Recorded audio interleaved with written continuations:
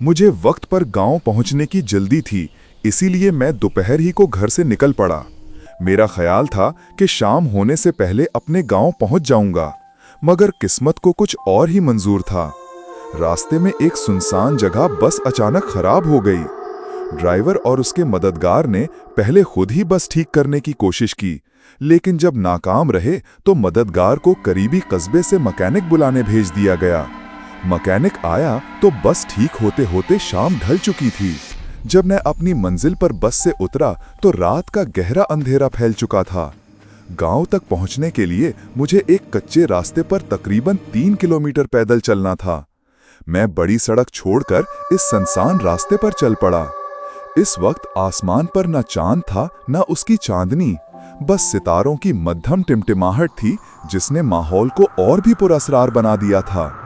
ये मेरी जिंदगी का पहला मौका था कि मैं रात के सन्नाटे में अकेला सफर कर रहा था।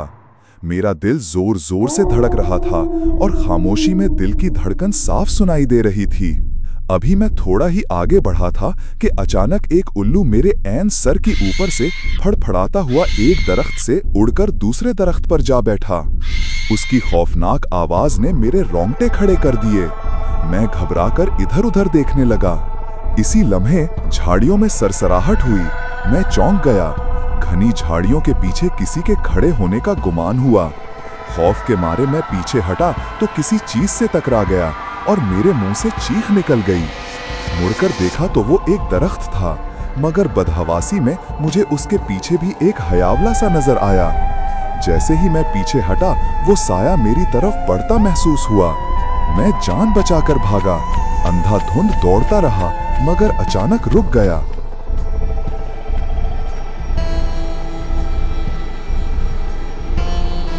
एक लंबा तड़ंगा भूत मेरा रास्ता रोके खड़ा था।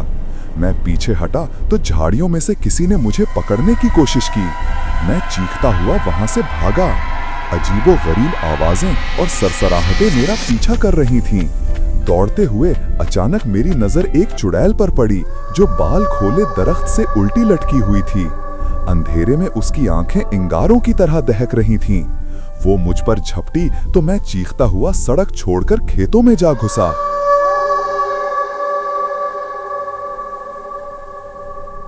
फसलों और झाड़ियों को फलांगता हुआ भागता रहा कि अचानक मेरे कदमों तले से जमीन खिसक गई और मैं मुंह के बल एक जोहड़ में जा गिरा। कीचड़ से भरे इस जौर से बड़ी मुश्किल से बाहर निकला। कीचड़ और मिट्टी में लथपथ होकर अब मैं खुद भी किसी भूत से कम न लग रहा था।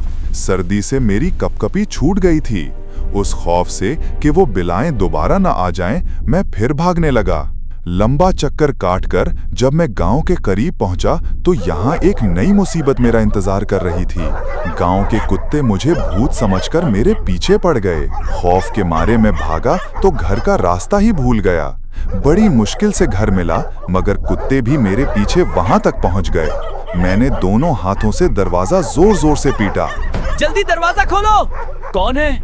जल्दी दरवाजा खोलो! मेरे चचाजाद भाई ने दरवाजा खोला, मगर मेरी हालत देखकर घबराकर पीछे हट गया। मैं फौरन अंदर घुस आया क्योंकि कुत्ते बुरी तरह भौंकते हुए मुझ पर झपट रहे थे। तुम कौन हो? उसने कांपती आवाज में पूछा। इतने में घर के दूसरे लोग भी जाग गए।